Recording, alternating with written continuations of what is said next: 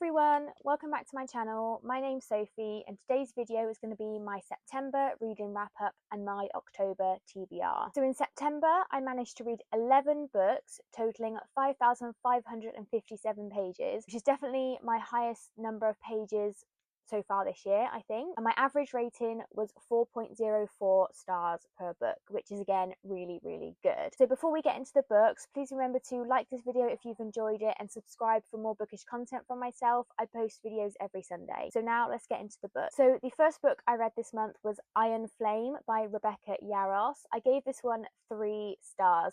This one was a little bit of a disappointment in comparison to Fourth Wing. I felt like it was very slow.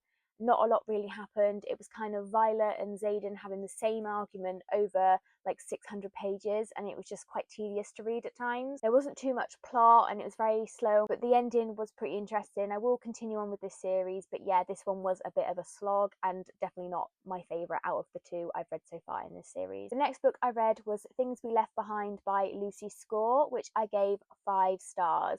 Now, Lucian and Sloane are my favourite couple in this series, so I knew going into this one I was going to love this one. There was so much tension, so much heartache, like my heart was like breaking for these characters at what they had sort of sacrificed instead of being together throughout their lives. Yeah, it was just, I just love this one. I did feel like it wrapped up quite quickly at the end, but to be honest, these are just feel-good romances. Like, there's a lot more to them than that. There's a lot more going on in these books, but yeah, I just absolutely love this one, and yeah, 5 stars for me. I then read Hopeless by Elsie Silver, which I gave 4 stars. I read this as part of a spoiler reading vlog for the Chestnut Spring series, so I'll link that above.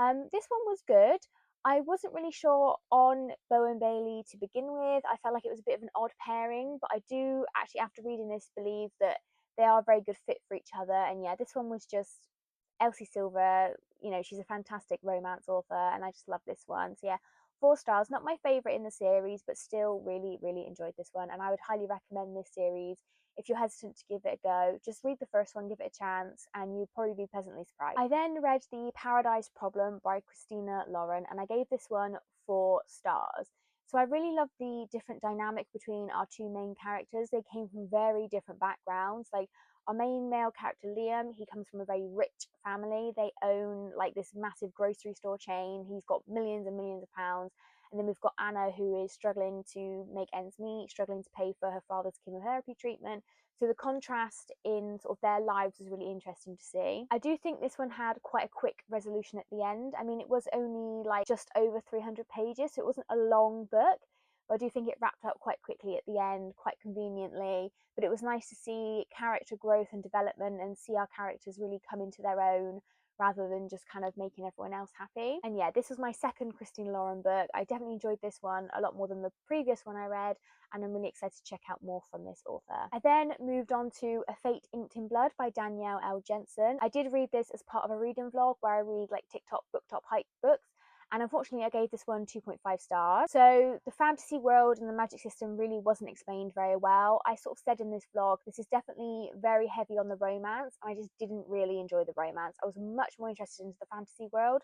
We just didn't really explore that much at all, and yeah, didn't like the romance. I do think the characters were quite forgettable as well. As I was reading this, I was kind of like, who are you? Who are you? Like, at one point I even forgot the main character's name. Like, that says it all really to me. It's very tropey, very weak plot, and yeah, I won't be continuing this series, and it's such a shame because my edition of this one is absolutely gorgeous, and I really was interested in this one. Like, the fact that it's like a sort of Norse-inspired world, and yeah, just a bit of a letdown really for this one, so yeah, I won't be continuing this series. I then read The American Roommate Experiments by Elena Armas, and I gave this one 4 stars. So this was a really cute romance. I loved the characters, I loved the side characters. It was just such a fun read. Third act kind of like conflict breakup was a bit annoying, like it wasn't really very necessary. It was just kind of there as a plot device, but yeah, other than that, I really enjoyed this one, and I'm excited to read more by this author. And then for that same TikTok reading vlog, I read The Inheritance Games by Jennifer Lynn Barnes, and I gave this one 3.5 stars. So we were very quick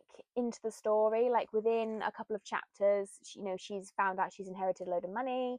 So yeah, quite a fast read as well. I did didn't take me long to read this one at all. The family dynamic was really interesting, and I will continue this series, but the mystery, I don't know what it was, whether it was me or this book. I was kind of expecting something a little bit different. Like, the mystery was intriguing, but it wasn't really that interesting. Like, it didn't really hook me in. But I am interested to see where this series is going to go. And yeah, I have heard some really good things about this series, so I will be continuing on with this one. And then for a upcoming Halloween sort of themed reading vlog, I read The Only One Left by Riley Sager, which I gave 4.5 stars. This is my first Riley Sager book, and I'm really excited to pick up more by this author. I know he's very, like, people either love the book or they hate the book, and I'm kind of interested to see where I sit in his books as well. It was such a quick read, it was really interesting, very suspenseful, very creepy atmosphere. There was a really great mix of characters as well, like they had interesting backstories. You were trying to work out how they were connected to this mystery, and yeah, he just really kept you on your toes, just kept sort of very slowly revealing things to keep you reading. Yeah, there were some absolutely great twists, great reveals, and like I said, I'm really excited to read more by this author. I'm definitely going to try and pick up another one maybe this year and see how we get on. I then read Dark Age by Pierce Brown. This took up quite a lot of the month because it is 800 pages. Yeah, I gave this one 4 stars. I think this is like my least favourite so far in the Red Rising series. I do think there's too many points of view, and this was just very slow. And I know it's a very political fantasy sort of sci-fi book, but I just felt like not, like, for sort of the sort of middle 200 pages, like nothing really happened. We weren't getting anywhere. And like the POV of, is it Ephraim? Don't know how to pronounce his name. I just don't care. I'm just not interested in his POV. Like some sort of like revenge plot, and I just like don't care. There is also a lot going on. It's very easy to lose track of what is going on in this book. I do think I want to read the 6th book and the sort of the end of this trilogy quite soon, so that I don't forget everything, because there's a lot going on. And yeah, it's definitely a lot of setup for the final book. I will say, like, the sort of the last, you know, as with Pierce Brown's books, the last sort of 100 or so pages were very action packed. A lot was going on. But yeah, I did enjoy this one. It's just not my favourite out of his Red Rising series so far. Like I said, gave this one 4 stars. I then read The Once and Future Witches by Alex E. Harrow. This is again part of a Halloween themed reading vlog that I've got coming up, and I gave this one 3 stars. This was a little bit disappointing for me. I think this was too long. It didn't need to be as long as it was.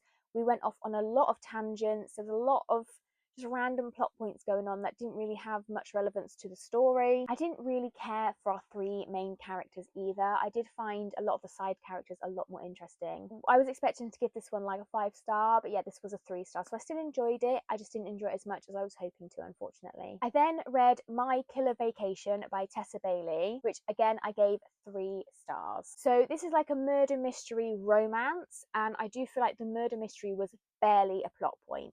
So we're straight in to our main character like discovering a body in this vacation home that she's at, and then it's almost like the romance takes over. So the mystery is sort of there at the very beginning and it's there at the very end, and then the rest of the book is just romance, which I don't mind romance. I do love reading a good romance book, but I just don't think that she executed this very well. I think she should have just picked either the murder mystery or the romance and not tried to combine the two. It was fun, just not quite what I was expecting, so yeah, I gave this one 3 stars. And then the final book that I read this month was Bonesmith by Nikki Powell Preto, and I really enjoyed this one. I gave this one 4 stars. So this has a really unique world and magic system that was explained really, really well, and also throughout the book, so keeps you reading because you want to find out what is going on in this world, what, you know, how does everything work, and it was really, really interesting. There was a lot of twists as well. A few of them I did kind of see coming. I think I am getting a bit better at predicting what's going to happen in books, which is really cool.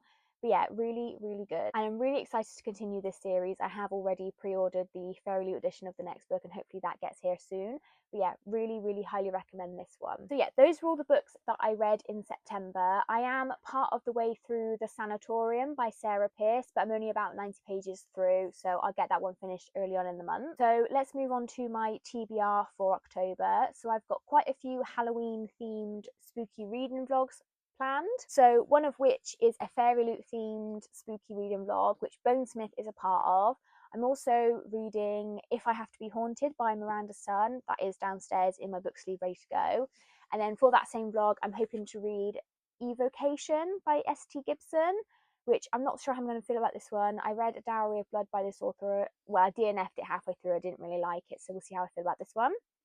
And then I've also got The Honey Witch by Sydney J. Shields. I'm really excited to read this one. So that's for a fairy themed reading vlog. And then for another Halloween themed reading vlog, I have The Ex-Hex by Erin Sterling. I've been wanting to read this one for years and just never gotten around to it. And I know it's like a trilogy now, so yeah, I really need to get on this one. I've then got The Housemaid by Frida McFadden. I have so many Frida McFadden thrillers I need to get to, so yeah, this is going to be my first one. And then I've also got The Paris Apartment by Lucy Foley. I read The Hunting Party, I think, by her last year or the year before. I really, really enjoyed it. Excited to get to this one. For that same vlog with these 3 books, I'm hoping to read A Southern Book Club's Guide to Slaying Vampires by Grady Hendrix, but the copy I've reserved at the library has just sat there since I reserved it in August, so I don't know if I'm going to be able to get to that one.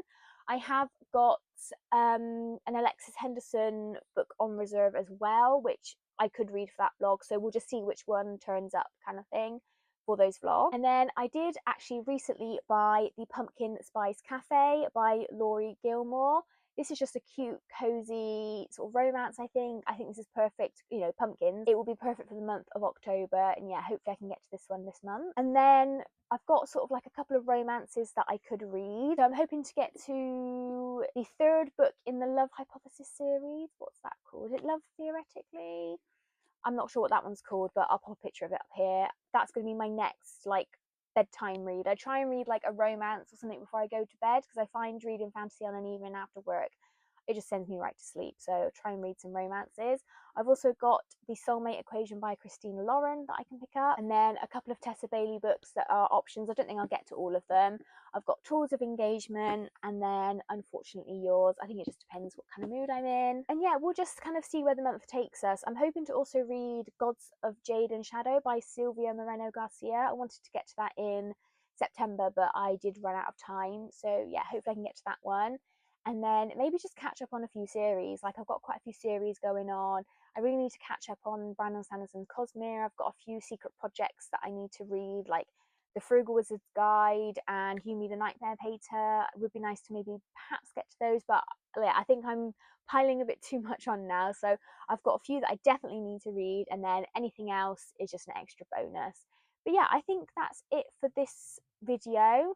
Comment down below if you've read any of these books. Let me know what you think. Do you think I'm going to enjoy them? And don't forget to subscribe to my channel for more bookish content. But yeah, I'll see you in my next video, guys. Bye!